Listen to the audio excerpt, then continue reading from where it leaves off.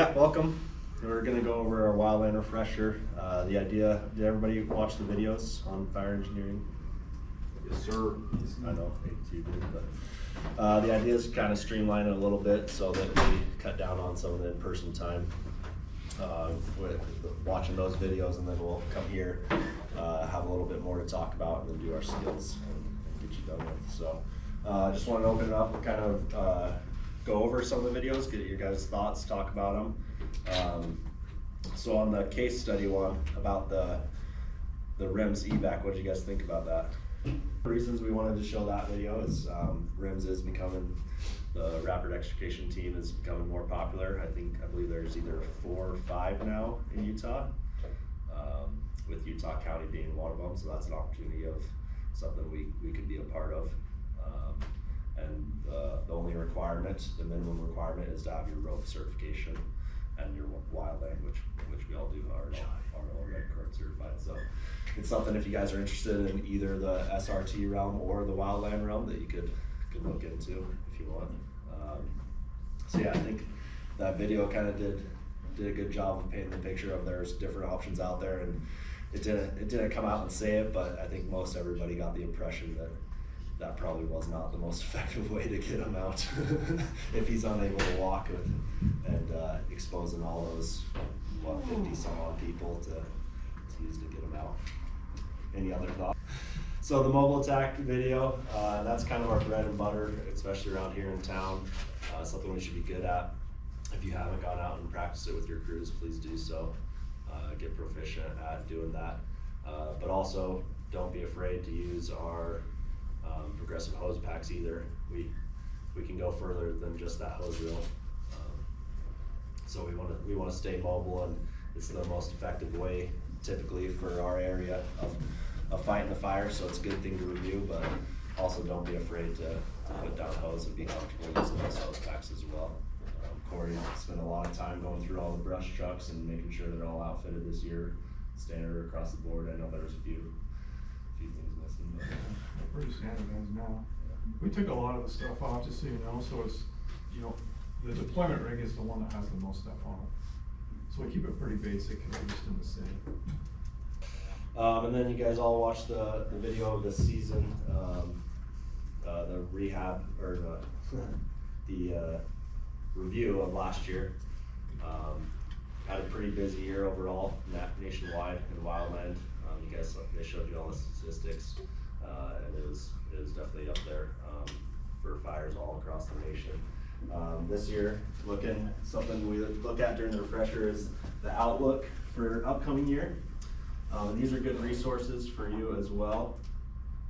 So you can go to nifc.gov, and you can look at the season outlook. At the beginning of every month, they'll post a new outlook for the upcoming months. So there will be one coming out here in a couple weeks. This is the most updated one that we have right now. You can see red is your above normal fire behavior. So nothing near us, everything further south in Texas, Florida. Then going ahead to May, getting close to us down in Arizona. June is when our southern Utah starts happening. Is there anything going on right now? Does Texas have some? Texas does, yeah. Texas does, yeah. And then looking into July. So as you can see, it pretty much skips Utah, so Yeah. maybe we'll have an awesome time. So really, this season outlook, at least for locally, they're expecting normal to even below normal fire activity levels. And these are all just predictive services. They're usually pretty accurate, but you never know, obviously, with human caused fires and what's going to happen. So these are good. They go really in depth and talk about all the different areas if you're ever interested. But that's just a quick look at what the season will look like. And then also you can go to our GAC, the Great Basin area, and they can get pretty detailed as well. Just for sake of time, we won't get too into it, but like I said, it's going to be average to below average expected fire behavior for this upcoming season, at least locally. So I'll turn the time over to Engineer Taylor. He's gonna go over some suppression tactics. So every year we're gonna start pulling out stuff from this S-130, which is your basic wildland class. You do your 130, 190. And we're just gonna talk about some key points here. So I picked suppression because, I mean, that's what we do. I think that fits more close to home for what we do. One thing I want to touch on, Captain Fuller, I noticed in the video, you guys see they took out the Haynes and the LAL out of the IRPG now? You guys notice that? Do you know what that is? It's pretty big. So LAL is a lightning activity. They used to grade it 1 through 6. And they'd use this as a recipe for us every day. They'll give you that in the weather. They'll give you an LAL and they'll give you a Haynes. So they're saying like a Haynes of 6 high was like, you're gonna get plume dominant fires and all this good stuff. And a Haynes of 1 or 2 is like, the fire can't go anywhere. It doesn't have any potential for growth. But just so you know, they took that out. I don't know what they're going to use now, but they completely removed it from the fire service, which I thought was crazy. But you're not gonna hear that anymore. You're not gonna see that anymore. Anyways, yeah, so let's jump into suppression. There's your objectives.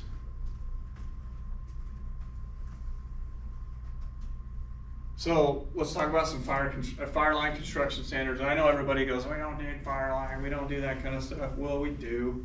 And it's good to just have a good little brief awareness on how we do it, right? We're not gonna get into the meat and potatoes of it, we're just gonna kind of brief it. So what is a fire line? It's part of a containment or control line that is scraped or dug down in mineral soil, right? Has anybody had a chance to dig fire line before? Okay, Stevens, nobody else? Yeah, we don't get in depth with this in Lehigh because we have grassy fuels, and we'll talk about that as we get into this deeper. Next, Vanna. Fuel type.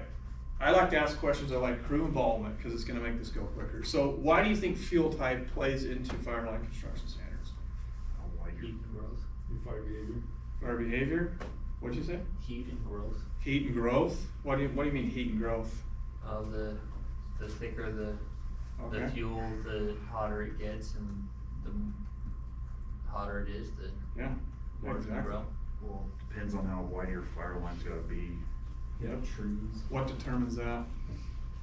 fuel and growth, Fuel type, weather, wind, all that stuff, right? everything. So you can see here they're dealing with some, I don't know what that is, cedars or manzanita, I don't know what that is, but you can see they got a pretty wide fuel line on the ridge going there. It's probably mechanical, it's probably cut with a dozer line, but yeah, all that determines what kind of fire line we're gonna do, right? If you got light grass, it's a scratch line. It's something quick. That's probably what we're gonna do around here is like a scratch line. Slap over the grill. Cost down. Fuel moisture. Why do you think that has to do with anything with fire line or control line? When it ignites, Whether that's the it ignition is point. Yeah, right? I mean, it's something like this. It looks like, I don't know where they are, but it looks like it's, the fuel moisture content looks pretty high, right? It looks pretty wet, pretty moist. People don't like that word. So that might change your strategy on how you're gonna place your fire line. Maybe you don't even put it through there. Maybe you go around it. We got a hot shot in here. He can speak up. He's really good with fire line construction. You got anything, Austin, on that? About fuel continuity and arrangement. What do you guys think? Why is this important? Dense like that, it'll spread and jump on the ground. Yeah, why does it do that? It's close. It's close, right? It's a continuous run, right? That's how you get into your crown fires. That's how the fire starts moving up through the canopies like you talked about. And so maybe for fire line construction, maybe you avoid an area like this. You're not gonna go through it. Next. How about temperature? What do you guys think of temperature? Preheats. Hot gassing, drying it out. Preheats, hot gassing. What else? Making it more likely to combust. The higher the temperature, the what fuel moisture? Lower. Lower. Okay. And then depending on that, right, like Kate talked about, we might have to go with a really wide fire line, right? We might have to get dozers in there or something like that where you really got to construct something way far away. Do you think a scratch line is going to work along that? No. Think you're going to go direct with that? It's probably indirect attack. You're probably ways off. Maybe you're cutting a line in or you're following the dozer and then they're going to burn it off. That's how they help control it. So they take black with us, and I think they talk about black lining in here. Next, wind. Wind is huge. Why wind? What does that determine where you're gonna put your fire line in? Or don't even think of just scratching a line, just think about even rolling a tack. Where's the fire gonna go? Where's it gonna go? Go that way, yeah. You wanna go for flanks, you don't wanna be in the head of the fire. Yeah, this is our world, wouldn't you agree? Pretty much here, yeah. Cedar Fort, Saratoga, out through the rolling desert. You know, you want the wind blowing away from it if you can. You don't want to eat that crap all the way as you're rolling through there the entire time. Wind's going to increase fire intensity. We know that, right? It's going to make short runs in the grass.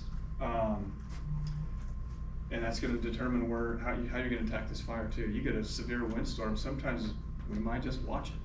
We can't really engage. It just depends. We can control what we can, maybe the flanks or something like that. But wind also determines where you're going to attack the fire, where you're going to put a fire line break in.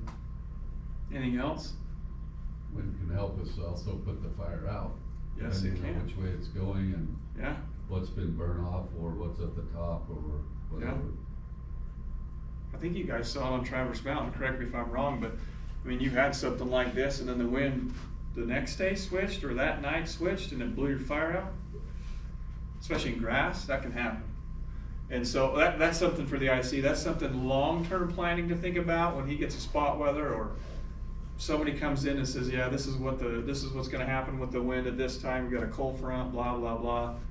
Now he might change his tactics. He might think, okay, well, we're not gonna get out in front of this thing. We're gonna kind of baby it until it switches on us and then maybe it'll blow itself out. And it does happen. All right. Who knows what direct attack means? Who doesn't know what direct attack means? That was a better question. Everybody does? Okay.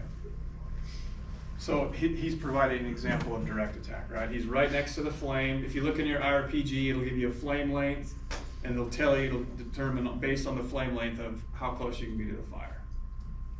Or you can just do what I do, and you can be like, damn, that's hot. Like, okay, we need to back off a little bit. You don't got to go buy a book.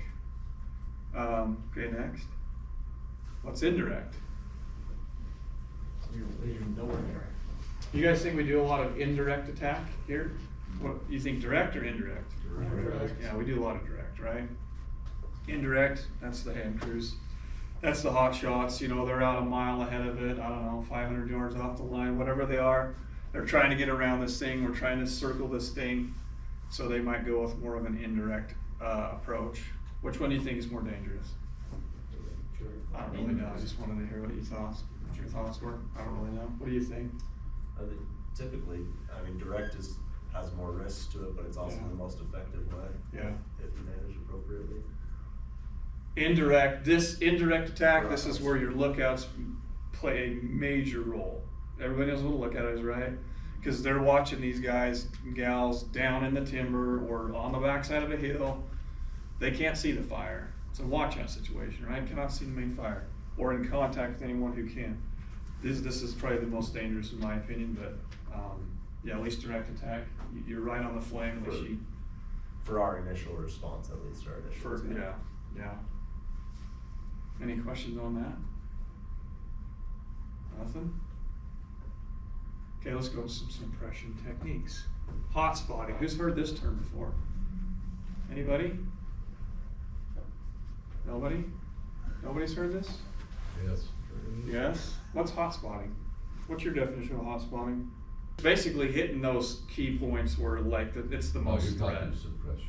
Yeah, where it's the most threat. So you might come up and there's a big flare up going over here with the tree and the rest of the fire is going. You might address that first and then go back to something else. Have you done a lot of hot spotting when you're on a hand crew? Yeah, there's a lot of leapfrogging, so they'll try to hit the areas of concern. So maybe you're working a fire line I mean, not necessarily here, maybe out in Saratoga, out west, but a tree torch is out. And you bump everybody up to take care of the tree. That's like hot spotting. You're just gonna go and take care of the problem before it becomes a bigger issue. Does that make sense?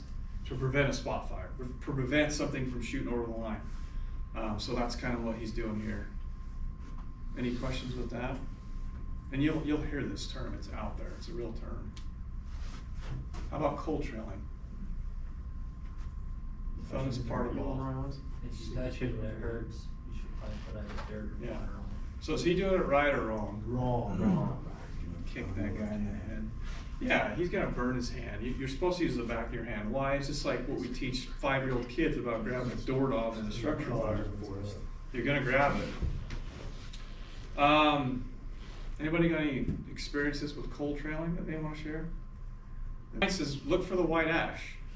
If you see white ash, be careful going right into it, because it either is going to be hot or it's not. I couldn't tell you any different, but if you see the white, just know it's going to be one or the other, versus just black dirt. Black dirt's not going to typically be hot.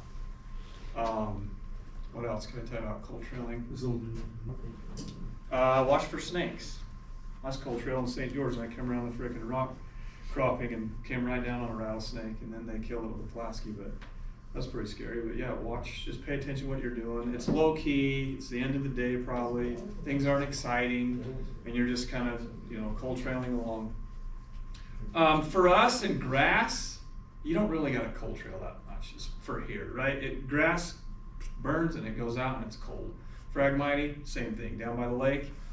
We don't have a lot of pine and needle duff here and stuff like that, so you can kind of just walk, yay high and just go through it real quick. But all you're doing is you're checking it off and saying, okay, that line is secure. We cold trail it. If you guys have ever been out on fires, like campaign fires, big fires, and you see everybody marching back in a line, they're completely black, because they've been doing that all day long. So, any other questions? That's cold trailing. Next. Scratch line. That's probably what we're going to do around here in the grass, right? Just a quick scratching the fuel away.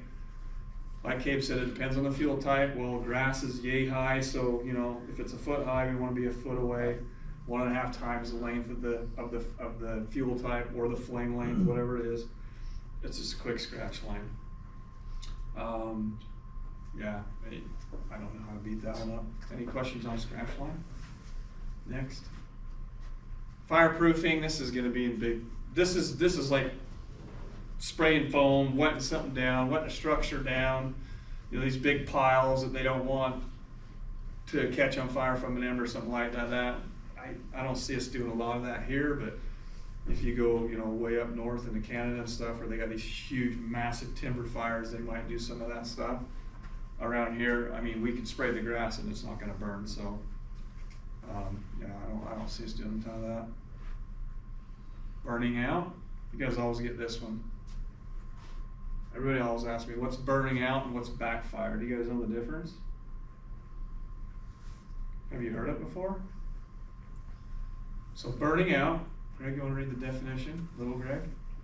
Burning out, setting a fire inside the control line to consume the fuel between the fire and the control line. So you can see they've cut line along here. This is what they're going to call black lining, and they're going to move, as they move through here. And is it the people at the end, Austin, usually? You guys assign somebody to do this? I didn't do a ton of hand crew stuff, so we're going to talk to the hand crew expert. Yeah. They'll basically drag fire with them. That's how when you walk through the forest after a huge fire or something, you're like, man, I can't believe this little 1-foot line stopped this massive wildland fire. Well, it's because they burned it off as they went. It's black light. They're taking the black with them, so they're doing a burnout. They're burning it out between them and the main fire. It also kind of depends, for like ripping fires, you'll go 50 feet in, and so we'll have like 3 guys with torches, and then if we need to go even deeper, then we get the flares that will shoot in there. But Yeah. That makes sense to you guys? You like a 3-2-1, a 1-2, whatever the book stuff is, but he's saying that they're creating a buffer essentially for this line, depending on, like you said, fuel type, depending on weather, the wind. You have a question? Okay, who knows what backfire is? I don't know if that'll work. A backfire is when you're setting a fire and you just leave. That's a backfire, and you let the fire back into the main fire. You're not standing there and just trying to hurt this thing off the line. You're just, and it's a Hail Mary. It's like you're gonna light off and you're gonna leave and hope it works. We're probably not gonna do that here, because I'm sure we'd have to answer to people for that one, but yeah. I have a funny story, but I can't say it because we're on camera, so we're not gonna do it. Okay, go back. Black lining, who doesn't understand what black lining is? You guys understand that now? That's black lining, they're bringing fire with them. What does this create as they do this? Think outside the box. What are you creating? It's in your LCES. Escape routes. Yeah, you're essentially Safe skating zones. a safe route, right? What else? What did you Yeah, say? safe zone. Safe zone, right? Can you guys see that? So you're way in, even if we're here and we've got this huge chunk of black, that's where we're all gonna retreat to, right? Somewhere we can get out of the way if the fire switch is on us. Austin, you probably did a ton of that, right? You guys are always creating safe zones because you're way deep in the forest and you have nowhere to go. So other than right back down the line, so maybe they take a minute or two and they let this thing burn away from them for a while and get 2 or 3 acres in size. Now they got a safe zone. So there's a lot of benefits to burning out. Plus you get to play with fire, and that's probably the coolest. Okay, next. Control line. So, no, you're good. So what do we use to control fire? Look, right, engines, helicopters, dozers, whatever we can to control fire. Tools, people. So they're going to talk about just some different types of control lines. So constructed, it's a road, right? Next, spotting. What is spotting? Like birds floating around. What is it? Starting up little fires away from the main fire. Okay. Away from the main fire, right? Anything over the control line, right, is considered spotting, a spot fire, right? It's shooting embers way out. It's starting fires a mile ahead of the fire or 200 yards ahead of the fire. What does this tell you as a firefighter if you start to get spotting from your 290 class? What do you think? Could be possible heavy winds that you Yeah. would be forced to deal with. Yep, could be winds. But you also gotta reconsider you have a lot of issues in between that spotting and the fire, because you could be doing control line in between that. So you got safety issues real big time there. Yep, yep. What's the biggest when you hear spotting? Fires picking up. What? Fires picking up. Fires picking up, it's increasing activity, right? It's a watch out, right? You're starting to get frequent spot fires. So once you start to see that, and you'll see it, you'll know, hey, that's a heads up. That's like a mayday on a structure. Well, that's not a mayday. What would it be on a structure fire? Let's see if I can relate it to something. That's kind of like emergency Priority traffic. traffic. Yeah, priority traffic. Like, if you start to see this, anybody on the fire ground can speak up. Talk to your engine boss, whoever. You'd be like, we're getting spots. Like, this shit is just rolling out ahead of us and shooting spots everywhere. It's now time to change your game plan. We got to go think strategic now and think, okay, what are we going to do? We're going to watch this thing, because you're going to get into a bad situation if this is dropping fire all over, out in front of you, around you. It's a watch out. And so once you start to see this spotting, you got to be heads up. You got to be paying attention. Call it out on the radio. Hey, we're getting spot fires. We're getting a lot of spotting ahead of the main fire. That's telling you that this fire is increasing in size and intensity. So it's kind of it's a watch out. Yeah, I don't have any more stories with that one, but pay attention to that stuff. When you see it, it's a big issue. Rolling debris. Why is that an issue? Jump line. Yeah, it can roll down your line, right? So let's say that we're out west and we're on a hand crew or an engine crew or whatever, and we're helping them do stuff. Which way are we laying these logs? This way or this way? That way. This way? Yeah. Yeah, not this way. Why? So roll. Yeah, I know this seems pretty basic, but I mean, this stuff happens a lot, and then you have an issue. But yeah, you can, I mean, they're not gonna try to manhandle one of those. Maybe Barney can, but yeah. And then what kind of trench are we putting in for this stuff? If you remember from your basic fire class, you remember what kind of a line they construct for rolling debris? Cup trench. You guys know what a cup trench is? It's basically a trench underneath the fire, right? So we come across here mid-slope and we basically dig a trench and we build up a berm like that high. So we're anticipating that a log rolls and it catches and lands in the trench. I was on a fire a long time ago in Hollow Creek, we had a similar incident like this. We were coming across the line way high, and I was scraping a freaking stump from a pine tree, and I went to set it, and I flipped it, and that sucker went all the way to the bottom of the hill, and I'll be damned. That was a pretty scary moment, because we started to fire at the bottom now, and now we had an issue. Everybody had to take off running. It was my fault. Yeah, it happens. So you got to be real heads up on the steep slopes, especially if you're working underneath them. And then obviously then this stuff rolls on the roads. We're going in there with brush trucks. You're doing some patrolling one night up in Alpine, which could easily happen. You're going to get a lot of rollout, a lot of debris. It's going to happen even days, weeks after the fire. Stuff's going to keep rolling down. So be heads up with the rolling debris stuff. All right, let's do creeping. Why is that a threat to the control line? Why is creeping? What is creeping? This is where it goes down underneath your, like, Yeah, it's roots. just, On the ground? it's just creeping, right? Yeah. It can be underground, it can be on the ground, but why is it such a threat? Why do you think? You don't have a lot of fire behavior, and then Yeah. you change, you It's like leave a it, come false back, and safe. now it's. Yeah, you kind of see it, and you're like, oh, that's fine. And there is probably a zillion stories of guys putting in line, probably Austin, for 2 weeks straight, and having a fire finally creep over their line and start a whole other fire. Somebody said root systems. These fires will go down into the root systems, and they'll follow the root systems, and they'll pray that it's going to work. Yeah, I mean, this is tough, because creeping, like Captain Stevens said, it's like you don't have a ton of fire behavior. You're not seeing flame, you're just seeing white ash, and it's just skunking through there and creeping through there. But it will happen. It'll happen several days, weeks later. It'll just keep on cruising. That's why when you're lying, you don't want anything in your line. You want to scrape down to what? And have nothing in it. That's why. I mean, you can have one tiny root in there going through your line. There it is. That's all it takes to get over it. And then, boom, you're off to the races and you're on the news. How about radiant heat? Why does radiant heat threaten a control line? Yeah, it's hot, right? You got some kind of isolated torching that they would call it like this, and you got a ton of, what do you call it, preheating, right? This stuff's getting hot. So maybe not so much for us, but if you're in a situation like that, you might have to move that control line, right? Or you might have to drop some trees and get the potential threats off the line.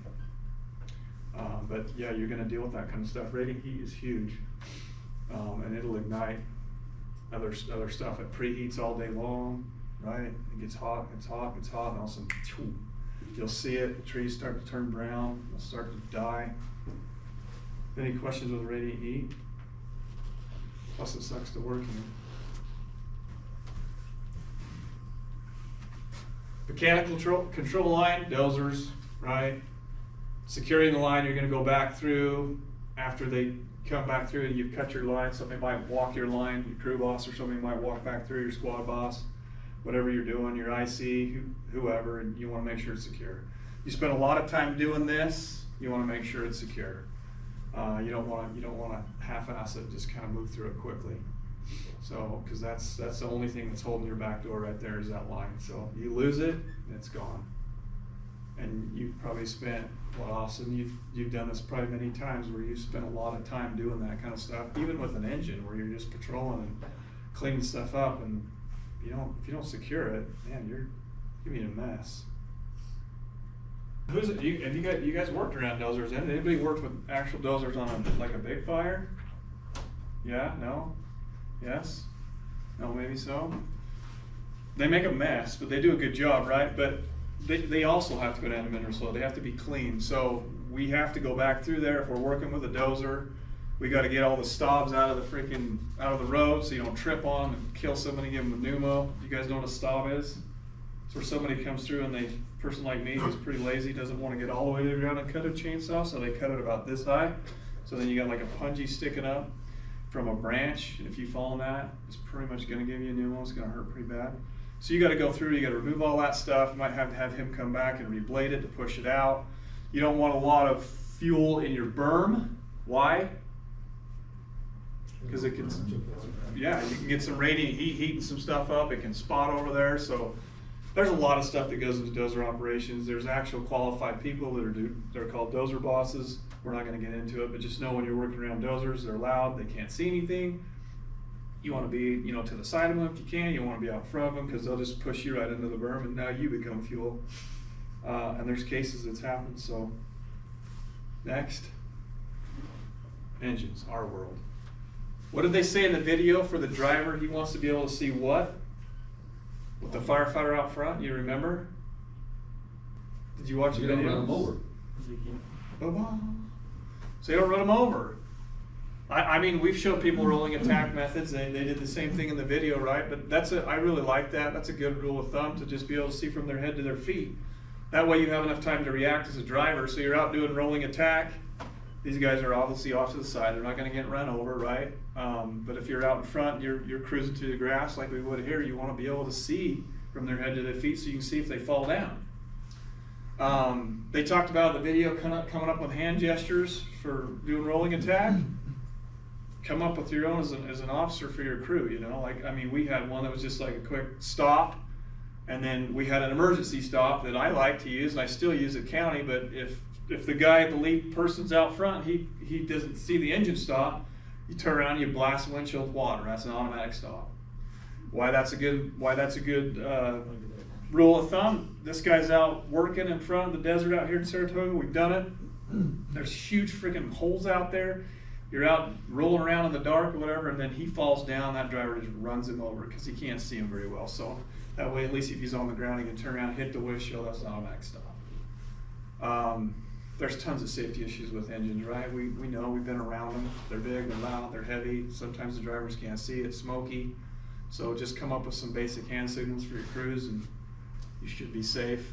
I don't like to run dual lines just because it's more as a driver to try to keep up with. I like to just run one line out front and then have that guy back him up. But you know, play with it, do what you want. Make sure if you're parking in the black like they talked about. I've personally done it, but we pop tires because you pull into the black on a hot stump or something, or even a rock, and it pulls the tire. Same with your hoses, so cool it down if you're gonna park it. Anything else on safety on the engines? Just get out and make sure everybody knows how to operate the pump, where everything's at, how to operate everything on the brush trucks, because it's something that we don't review, you know, once a year, and then people forget about it or don't keep up on it, and so then when the time comes, they're fumbling around. It's something we still need to be proficient at. Do your morning checks on them at the beginning of a shift. That's a good time to refresh yourself on everything and make sure we are checking those off every shift, that they're not getting forgot about. Maybe worth making sure people know how to use the winches on them. Also a lesson from county on Dry Creek. Yeah. Yeah, you make sure you know how to use Yes. winches, pumps. We have a couple different pumps out there, so make sure you know how to start each of the different pumps and operate them. Yeah, no, that's a good point. Driving these over dozer lines, because we will do it, but they really loosen a lot of soil up, and you can get stuck pretty quick. So that's something to pay attention to. Maybe have some. I like to have a spotter walking out in front of me if I'm a little unsure. And then knowing your limitations of your truck, that's huge. Yeah, you know, you don't want to roll it. You don't want to tip it off a hill. Yeah. All right. Anything else? Next, heavy equipment. We talked about that. Aero retardant safety. These are dangerous, right? They are dangerous. They drop a lot of retardant, and they can crush stuff. Like, what do you think of this picture? Yeah. That's cool as hell, right? You think that's gonna hurt? That's a lot of weight. So I don't know if that's who's a good airplane reader? Is that a Boeing? It's 130, isn't it? I don't know, I can't tell. So just know, like a D10, I call it Delta Airlines. You see that coming? We've had them here. That's up to 24,000 gallons of retardant they drop at 250 feet to 150 feet in the air. What does water weigh? You want to do some crazy math? Figure that one out. That hits you straight and direct. You're just going to go 6 feet into the ground right then and there, and they're going to bury your ass because you're done. That's a lot of weight. Close to 200,000 pounds. And just so you know, to retardant, when it comes out, it's not a perfect liquid form either. They'll get chunks like this. They'll get like mud clods in it. It's not almost perfect. And if that hits you, you know, you're gonna be picking your teeth up all the way down the road. So it's heavy. Seats are 800 gallons, typically.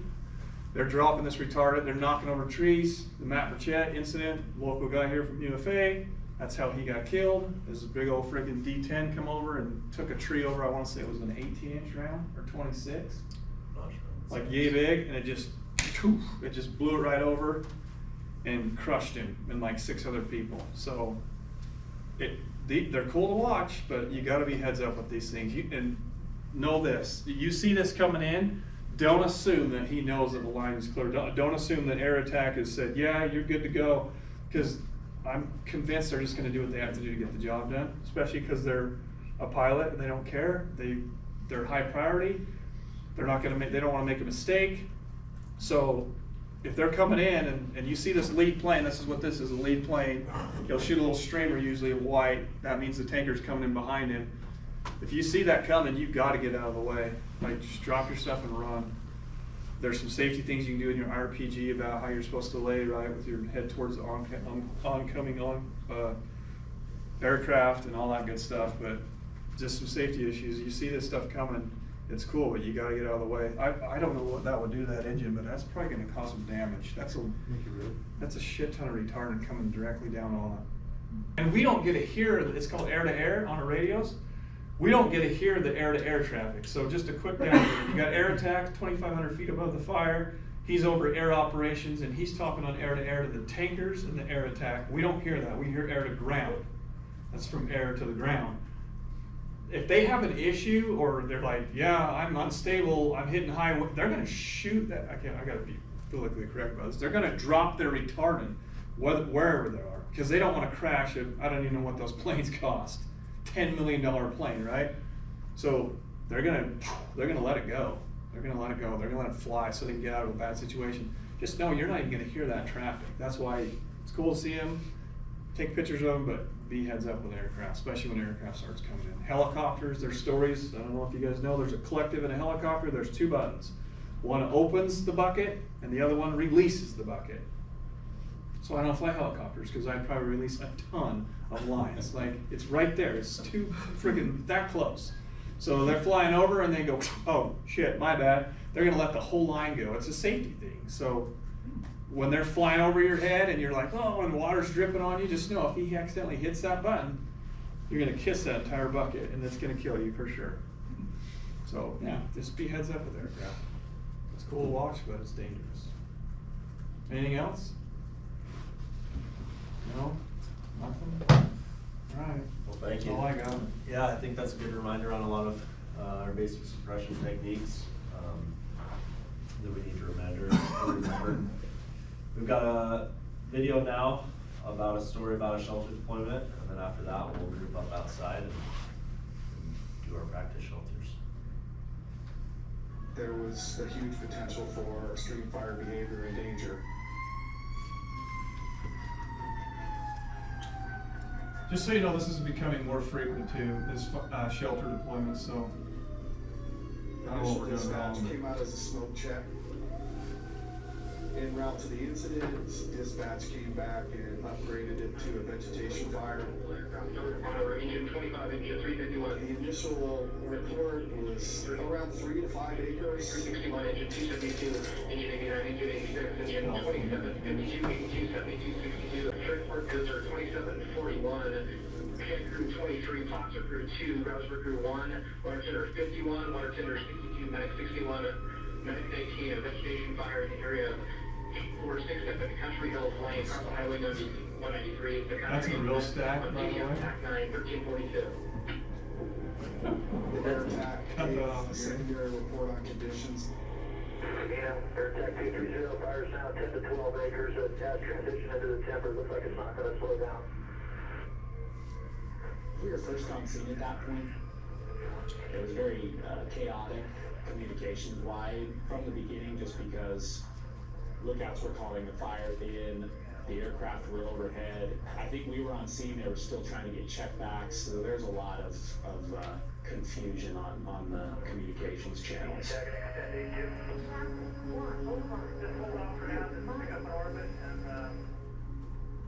We know the area, we know it's close to a housing development. As we were coming up on scene, we were able to see the column building pretty good, and we knew the fire was moving.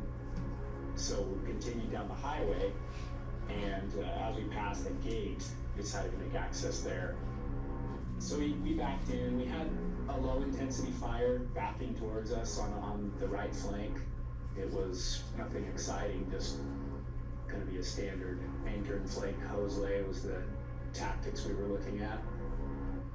When we made access, the fire behavior was about 3 to 5 foot flame lengths in light flashy fuels, and it was kind of flanking uphill towards the structures. I noticed a bit of a wind shift, and I took some embers in my direction, coming off the black into where I was attempting to lay the hose. We had 2 other engines pull in, and face to face with both their operators. Pretty quickly after that conversation, I turned around. What had been a slow moving backing fire was now a head fire, wind driven, that was running directly at the engine. I yelled to Scott, we gotta go, we gotta move, this isn't a good spot anymore. We were gonna cut and run and get out of there. We both knew that the intensity had increased to the point where we were taking a lot of heat, and I knew that it wasn't a survivable environment, and I knew that we needed to get out of there as quickly as possible. Once I was able to disconnect the hose, we took refuge inside the engine. I noticed that there was direct flame impingement on the passenger side of the engine, more towards the front of the engine, coming over the front wheel well up to the hood. And I noticed that the fire was advancing past towards where we had staged the engine. The engine wouldn't engage into drive. I remember him saying very clearly, very calmly, I know you're trying, do it again. And I said, I am, I've done it, I'm doing it. I'd probably gone through the whole process 2 or 3 times at that point. Even if it had engaged, it wasn't gonna be an option for us to drive through where the fire had moved. We were gonna have to shelter in place. It got really smoky exterior on the outside of the engine. After that, the windows just started to fill with flames. So first the side that the fire came from, and then the front windshield, and then the side. I just didn't know how much heat the engine could take before it was gonna be worse inside than it would be outside. So I decided to jump in the back behind the driver. I knew that all the fuel would be consumed first, and that we had already been hit by the fire. If we're gonna try to get out, I was gonna try to get out on the driver's side. So I got in the back seat, pulled out my radio, and called, I believe, over TAC that our engine was being burned over. At that time, the engine began to fill with smoke. We were taking a lot of radiant heat from the windows to the point where the windows were starting to fail. The windows were starting to roll down. It was a pretty scary situation. I had some thoughts in my head that we might not make it out. All the plastic inside the cab just started smoking. It was a lighter colored smoke at first, and then it gets darker. It started to build up at the top of the cab, at the top of the engine, and start to bank down. I was surprised by how quickly it started off gassing. At that point, I decided I was gonna pull out my shelter, took off my web gear, dropped it on the seat, and then I got up and turned around and took the shelter out. Pulled it, the tabs and everything came out fine. And then as far as unfolding, I just sort of unfolded it accordion. I didn't shake it out or anything like that, or grab or use the handles. I just unfolded it as I went. Got it opened up. I didn't really open it up all the way. I just opened it up enough that I could stuff it in a window or wrap my upper body in it if I needed to at least block some of the heat that would be there if we had to bail out quickly. Conditions outside were still pretty bad. There's still a lot of heat and flame in the windows. We needed to get out of the engine, and being outside of the engine, as bad of a situation as that was a better option than being inside the engine. We waited what seemed like another 30 seconds to a minute. I opened the door and felt quite a bit of heat, so I closed it, waited probably another 15 seconds or so, and saw that the fire intensity died down quite a bit. So I opened the door and it seemed a little better, so I told Scott, hey, we're going. Once we opened the door, we had better air outside the engine. He had his shelter already deployed. I had mine in my hand, ready to deploy, but I was disoriented enough that I wasn't able to physically open it up.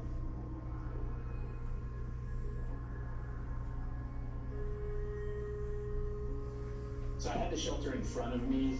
When I opened the door, I held it in front of me with both hands, and I moved up to the driver's side door as he opened it.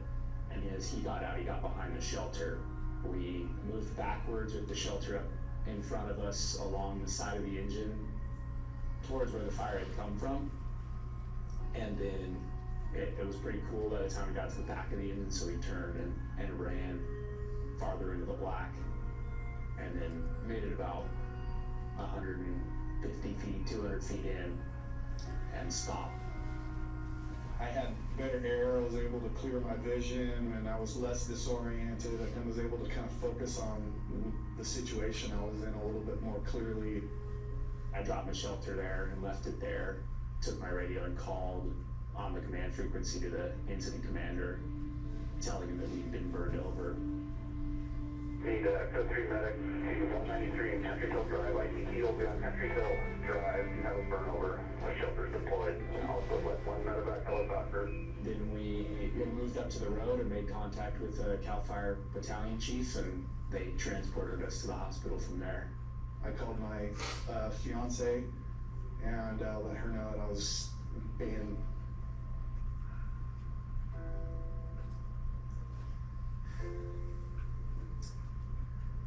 being transported.